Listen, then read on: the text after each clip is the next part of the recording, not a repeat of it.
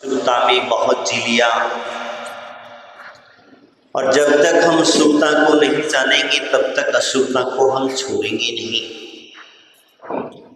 इसीलिए सुरता की व्यवस्था बताते हुए आचार्य भगवंत कहते हैं, निमित्त जो है 6 द्रव्य 5 अस्तिकाएं 7 तत्व 9 पदार्थों को जानकर उसमें साथ में 12 अनुपेक्षा और रत्नात्रय की शुभ कर्म दयामयी धर्म करता है वही सुभाव है। कल हम जिनकी चर्चा कर रहे थे 6 द्रव्य, अब 6 द्रव्यों के 5 अस्तिकाय। अस्तिकाय का मतलब होता है अस्तित्व में है, ये कभी भी नाश नहीं होता, इनका कभी भी नाश नहीं होता है, कहीं न कहीं किसी न किसी रूप में मौजूद रहते हैं। 5 अस्तिकाय में जीव, पुद्गल, धर्म, अधर्म और क्या है धर्म, अधर्म, आकाश काल, ये 6 हो जाते द्रव्य। इसमें से एक हटेगा, एक हटेगा, एक चीज है वह हटेगी, तब ये 5 अस्तित्व में रहेंगे। और 5 ऐसे अस्तित्व में रहेंगे, इन्हें कहीं से भी किधर से भी कोशिश कर लेना, ये हटने वाले नहीं है। जैसे जीव का जीवत्वपना अस्तित्व में है, जीव का जीवत्वपना जो है वो अस्तित्व में रहेगा, चाहे वो किसी भी पर्याय में चला जाए। भले ही तुम्हारे कहने से किसी जीव का मरण हो गया, क्या हुआ? किसका मरण हुआ? किसका मरण हुआ?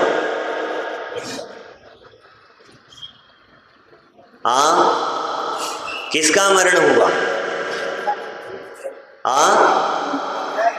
नहीं, मैं आपको जो कहने जा रहा हूं, मैंने आपको बताया 5 अस्तित्व हैं, जीव, अजीव, धर्म, अधर्म, आकाश और कालचे द्रव्यों में से 5 का अस्तित्व है। 5वां नंबर बता दूंगा मैं किसका है, 2 में, लास्ट के 2 में से एक है।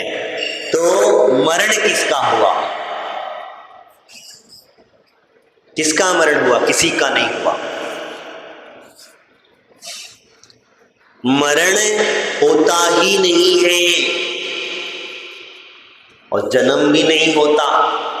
तुम जन्म के समय पर जो खुशियां मनाते हो वो जन्म भी नहीं होता है और मरण भी नहीं होता है।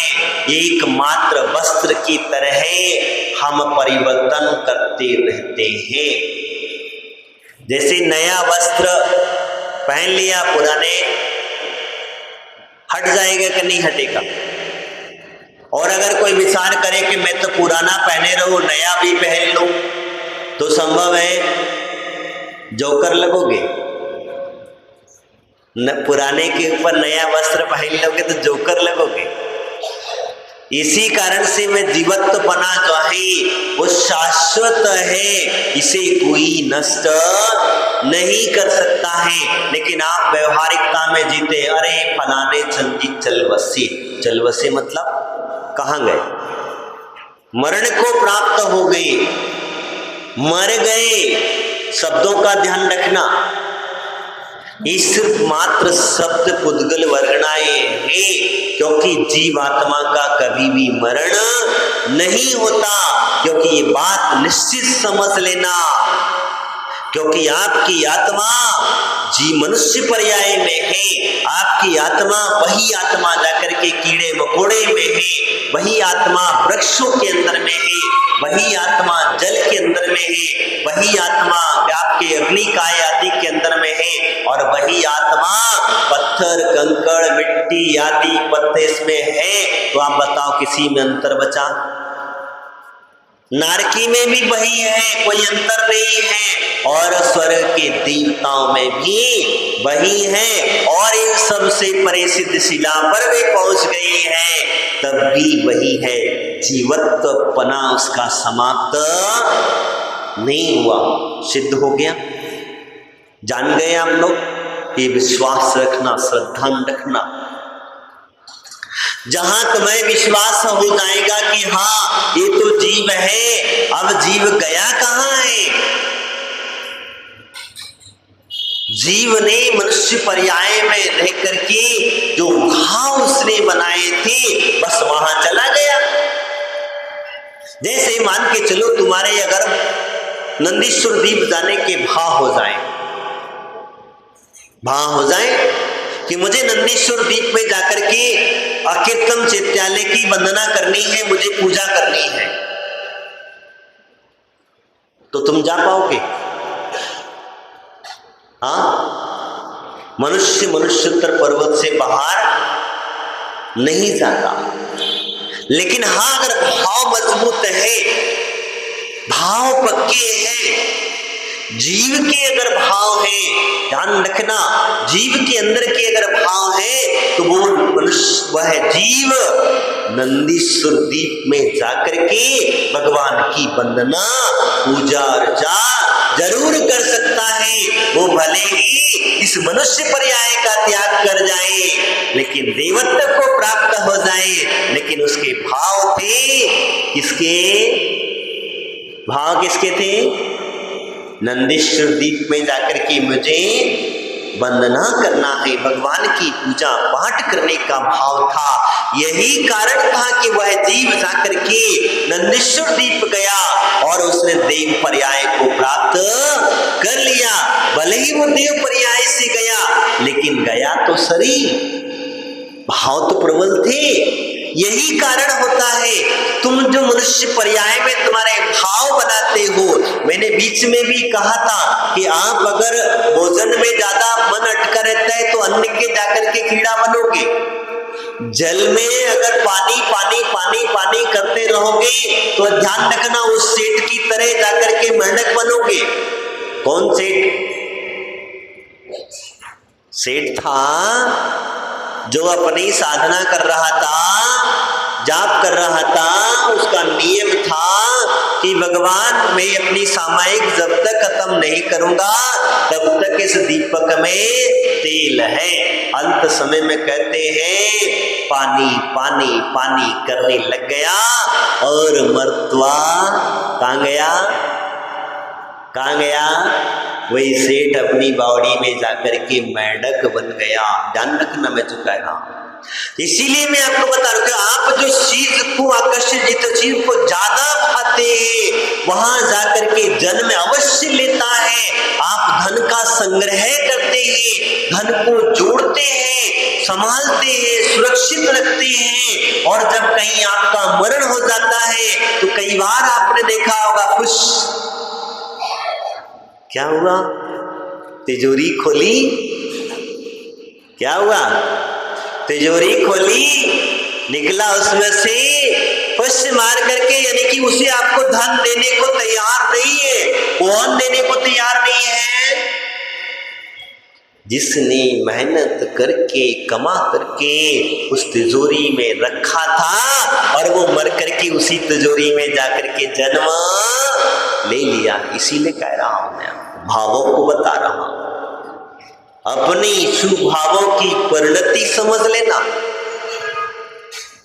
इसीलिए विश्वास कर लेना, मन में बिल्कुल पक्की गठान लगा लेना कि ये जीव जो है मरता नहीं है, इसे पानी की आवश्यकता नहीं है। ये अस्तित्व की बात बता रहा हूं। भले ही कोई कहेगा हम परमात्मा की संतान हैं, परमात्मा ने हमको बनाया।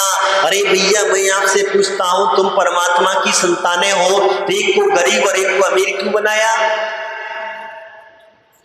एक को गरीब और एक को अमीर क्यों बनाया?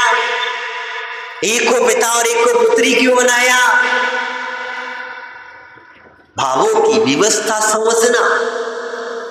परमात्मा तुम्हारा कोई करता धरता नहीं है। उस परमात्मा के पास इतना समय नहीं है कि तुम्हारा हिसाब किताब लगाते बैठेगा। तो उसके पास इतना समय नहीं है कि तुम्हारे बारे में सारा सब कुछ शुभ और अशुभ का ज्ञान लगा करके बैठेगा। उसे कुछ तुम्हें इतना जरूरत नहीं है। ये तो तुम्हारे भाव थे। तुम्हें जाना था पानी में, पानी की प्यास लगी थी तो पानी में जाके मेंढक बन गए। आपको अन्न भोजन भूख लगी थी, भूख लगते समय अन्न का कीड़ा बन गए। आपको धन का संग्रह करने की भूख लगी थी तो धन में जाकर के सर्प बन करके बैठ गए। ये ध्यान रखना। और अगर यही चीज व्यक्ति कहता है कि मुझे तो भगवान के दर्शन करने की भूख लगी है, मुझे तो नंदीश्वर द्वीप जाने की भूख लगी है, मुझे वहां जाने के भाव हुए हैं, तो वो नंदीश्वर द्वीप भी चला जाता है। अकृतम चैत्यालय की वंदना करने की भूख लगी है तो वहां जाकर के चला जाता है। यही कारण है कि सुबह उठ करके भगवान जिंदगी की भक्ति करने के लिए चले आना। लेकिन तुम्हें सुबह उठना होता कहाँ है? तुम्हें उठने की आदत है 11 बजे, किसी को 10 बजे, किसी को 9 बजे। फुर्सत ही नहीं है। सुबह सुबह की ब्रह्म मुहूर्त की बेला में उठने के लिए हमारे पास समय नहीं है। और जैसे तैसे समय मिल भी जाता है तो फालतू की काम काजों में हम निकाल लेते हैं। फालतू का काम काज क्या है? डॉक्टर ने कहा है सुबह उठ के 1 घंटा घूमना, इसलिए वो फालतू का काम काज है। डॉक्टर ने कहा है सुबह उठ करके 1 घंटा मॉर्निंग वॉक करना। मैंने एक विशेषता बताता हूं। तुम डॉक्टर ने कहा इसलिए तुम घूमने चले गए, वहां जाकर के तुम्हें क्या मिलने वाला है? तुम जितना चलोगे उतनी ही तुम्हें पाप का बंध होगा। तुम अपने शरीर को स्वस्थ करने के लिए कह रहे हो। मैं आपसे एक चीज और बताने जा रहा हूं। जैसे जीवत्व सत्य है, जीवत्व शाश्वत है, उसी प्रकार से पुद्गल द्रव्य भी शाश्वत है। इसका कोई भी कुछ भी बिगाड़ नहीं सकता है। मैंने कल आपको एक उदाहरण बताया था प्लास्टिक का। प्लास्टिक का एक उदाहरण बताया था। प्लास्टिक आपके पास में है और उसी प्लास्टिक से आपने कोई बर्तन बना लिए, प्लास्टिक के छोटे छोटे सुंदर सुंदर आइटम, उसी प्लास्टिक की पानी की बोतल बना दी, उसी प्लास्टिक से आपने थैली बना ली, उसी प्लास्टिक से आपने बैठने में कुर्सी। प्लास्टिक वही है कि नहीं? ये बताओ। प्लास्टिक पना खत्म हुआ उसका? नहीं हुआ। आपने वो कुर्सी बना ली बैठने के लिए, और भी कई कई द्रव्य बनते चले गए। तो आप मुझे बताओ प्लास्टिक खत्म हुआ क्या? खत्म हुआ? नहीं हुआ। इसी प्रकार से ये पुद्गल है, ये पुद्गल द्रव्य भी शाश्वत है। आपको देखने में जरूर नष्ट हो जाता है लेकिन वो नष्ट नहीं होता है। आपकी पुद्गल की उत्पत्ति मात्र पिता रज बीरज मिलकर बनी देह तेरी। वो रज बीर मिलकर के आपकी देह की उत्पत्ति हुई है। वो पंच महाभूतों से आपकी उत्पत्ति हुई है। तो यही पंच महाभूत जब विसर्जन होता है तो वो वहां की वहां समाप्त अपनी जगह पर पहुंच जाते। बचता क्या है? एक मुट्ठी राख। तुम्हारी उत्पत्ति इसी मिट्टी से तो बनी है, बने गाय के हो आप। इसीलिए तो आप देखना बरसात के दिनों में छाता लेके घूमते हो। क्यों घूमते हो? गल ना जाओ, मिट्टी कभी गल जाती है। गर्मी के दिनों में आपको क्या चाहिए? क्या चाहिए बताओ? गर्मी के दिनों में क्या चाहिए? पिघल ना जाओ कहीं, इसीलिए क्या ठंडक की जरूरत पड़ती है। और बरसात के ठंडी के दिनों में आपको ठंड ना लग जाए, टूटर ना जाओ, आकृति बिगड़ ना जाए, क्योंकि ज्यादा ठंडी पड़ेगी तो आकृति बिगड़ने का चांस रहता है। तो फिर आप क्या करते हो? गरम गरम कपड़ों से उसे ढांक लेते हो, सुरक्षित कर लेते हो। लेकिन जो बिगड़ना है, जो होना है, लेकिन है तो वही पंचभूत, है तो वही राख, वही मिट्टी, वही पत्थर कंकड़ आदि है तो वही। लेकिन अंतर इतना है कि आपकी जो पर्याय है, पर्याय में रह करके आप क्या कर रहे हैं, इस बात का अस्तित्व समझ लें तो पुद्गल द्रव्य भी अस्तित्व में रहता है। समझ लेना, इसका विनाश नहीं होता। इस नाश नहीं होता, ये मूलता से कभी नष्ट नहीं होता है। इसके जो परमाणु है वो परमाणु हमेशा मौजूद रहते हैं। इसलिए इस बात को भी सत्य समझ लेना। मरा कौन? दोनों भी सत्य है। मरा कौन? कोई नहीं मरा, कोई नहीं मरा। ना आपका पुद्गल मरा और ना ही आपका जीवात्मा मरा, दोनों सत्य है। तो फिर मरा कौन? आप किसके लिए रो रहे हो? क्यों अपने भाव खराब कर रहे हो? आप अपना माथा पकड़ करके बैठ रहे हो, दुखी हो करके बैठे हो। मुझे बताओ किसके लिए? किसके लिए? हाँ, हम किसके लिए रुक के बैठे? हम जितना धन पैसा कमाते, इतने दिन भर मेहनत करते, हम कहते किसके लिए? जब सत्य का ज्ञान हो जाएगा आपको समझ में आ जाएगा कि अरे मैं किसके लिए कर रहा हूं और मैं क्यों कर रहा हूं। ये सब कुछ इसका परिणाम होगा क्या? आगे इसका फल क्या मिलेगा? आप चाहते हो भगवान की पूजा का फल आपको अच्छा मिले, शुभ मिले, अच्छी तरीके से आपको उसकी पुण्य की वर्गनाएं आपकी बढ़े, पुण्य की ऊर्जा आपकी बढ़े, तो आप चाहते हैं ये सब चीजें। तो ये बात ध्यान रखना, इस बात को, सत्य को स्वीकार करके रखना, हृदय में राग विश्वास करके रखना कि हाँ, मरण और जन्म ये दोनों भी मेरे नहीं है, मैं इनसे भी परे हूं। तो जन्म मरण का चक्कर छूट जाएगा। किस किस को जन्म मरण का चक्कर छुड़ाना है बताओ? किसको छुड़ाना है? किसी को नहीं छुड़ाना महाराज, ना बताओ हमें विधि, हम तो इसी में अच्छे हैं, जन्म मरण के चक्कर में अच्छे हैं। इस दुख को दुख मान करके जो बैठ गए हैं वही हमारे लिए सुख है। एक छोटा सा बात है, जन्म मरण की बात आई तो एक छोटा सा उदाहरण मुझे आया। एक बार एक राजा की मृत्यु का संदेशा बता दिया गया कि इस साल जन्म लेने वाले बच्चे आपकी मृत्यु का कारक बनेंगे। क्या होगा? इस साल जन्म लेने वाले बच्चे आपकी मृत्यु का कारक बनेंगे। बच्चा बोले ऐसी बात है, मेरी मृत्यु का कारक बनेंगे। उसने क्या करा, राज्य में घोषणा करा दी कि जिसके घर में भी जन्म लेगा बच्चा उसे उठा करके सीधा कारागृह में डालना है, जहां काल कोठरी में डालना, जिस काल कोठरी में हमेशा अंधेरा ही रहता हो, उजाले की किरण भी नजर ना आती हो, ऐसी काल कोठरी में उसे साल भर के बच्चे जितने भी जन्म साल भर में हुए मां से अलग करके अलग कर दिए गए। अलग कर दिए गए तो ठीक। अब होता क्या है, आगे की घटना समझ में आता है। कोई बच्चे धीरे धीरे करके बड़े हुए, उनको बड़ी बड़ी साकलों में डाल करके उन बच्चों को धीरे धीरे करके उन्होंने क्या देखा, जन्म से ही वो साकली देखी। क्या देखी? हाथों पैरों में बेड़ियां देखी। मैं जो बता रहा हूं ध्यान से समझ लेना। वो बेड़ियां देखी, जन्म से ही उन्होंने बेड़ियां देखी, और ऐसी बेड़ियां को देख करके बस उन्हें कोई संवारने में लगे थे, क्योंकि जन्म से और कुछ देखा ही नहीं।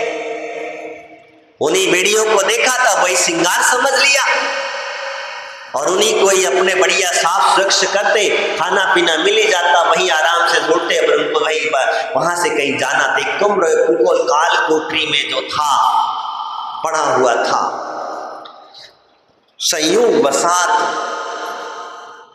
एक बालक को रहा नहीं गया, उसने कहा इस खिड़की से कुछ रोशनी सी आती है, आखिर बाहर है क्या चीज।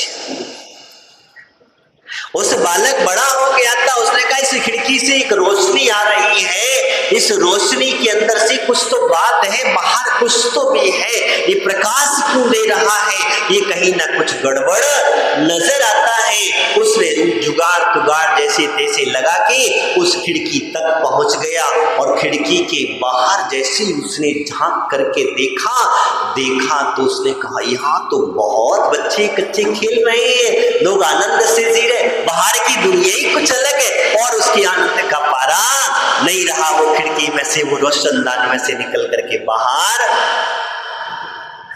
हो गया। बाहर हो गया, बाहर रहा, बाहर घूमा, देखा, करा, उसने सब कुछ जाना कि वास्तविकता बाहर की दुनिया और भी अच्छी है। क्या है? बाहर की दुनिया बहुत अच्छी है, बहुत प्रकाशमान है, सब कुछ है, सब कुछ देख रहा था।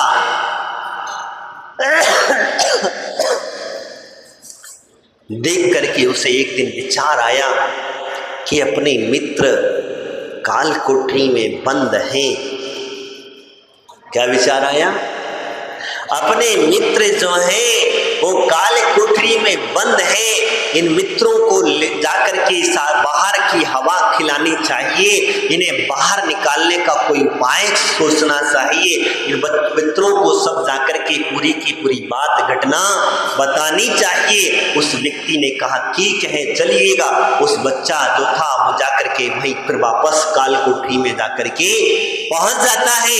हाथों की जंजीरें खुल चुकी होती हैं, सब कुछ खुल गया था।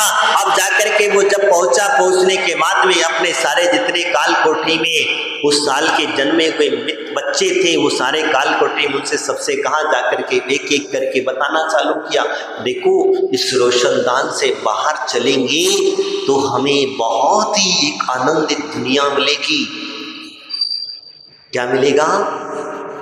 बाहर जो है बहुत आनंदित दुनिया है, बहुत अच्छे लोग हैं, बाहर बहुत प्रकाश है, खेलने कूदने की अच्छी कुछ साधन है, सब कुछ है। उसने कहा बच्चे कौन सुनने वाला है? कोई सुनने वाला है क्या? नहीं। वो कहते हमारा जन्म यहाँ हो गया है, ये बाहर जाके पगला गया है। क्या हो गया? ये तो पगला गया है। ये हमको बता रहा है कि बाहर अच्छी दुनिया है, बाहर बहुत अच्छे लोग हैं, लेकिन ये बता जरूर रहा, लेकिन उसकी बात कोई मानने वाला नहीं है। ऐसे ही आप लोगों की स्थिति है क्या? यही स्थिति आप लोगों की, ज्यादा कुछ नहीं है। कोई जितने साधु सन्यासी आते हैं, मुनिराज आते हैं, आरिका माताएं, बहन ब्रह्मचारी बहने जो जागृत अवस्था वाले जो बाहर की दुनिया को देख लिया है, अंत से आपको बताने की, आपको जगाने के लिए आती है, तो आप क्या करते हैं? क्या करते हैं? ये इनके पास ना जाओ, अगर इन्होंने और ज्यादा जगा दिया तो आफत खड़ी हो जाएगी। वो जगाने के लिए आएंगे तो जगाना नहीं चाहते, जो सही मार्ग है, सत्य मार्ग है, वो आपको बताना चाहते हैं, वो आप नहीं सुनना पसंद करना चाहते। अगर वही बात, वही मुनिराज अगर आपको पुड़िया बांटना चालू कर दे तो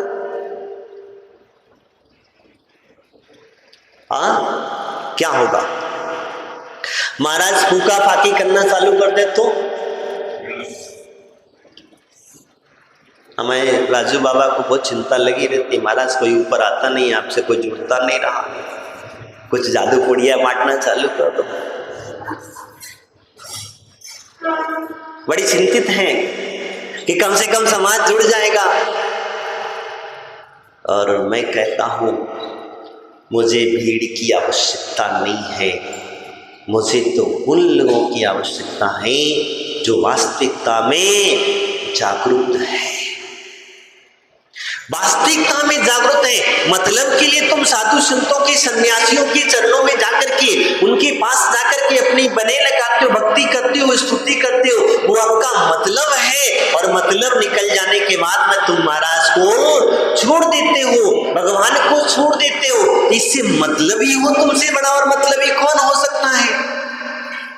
तो इसमें धर्म नहीं है।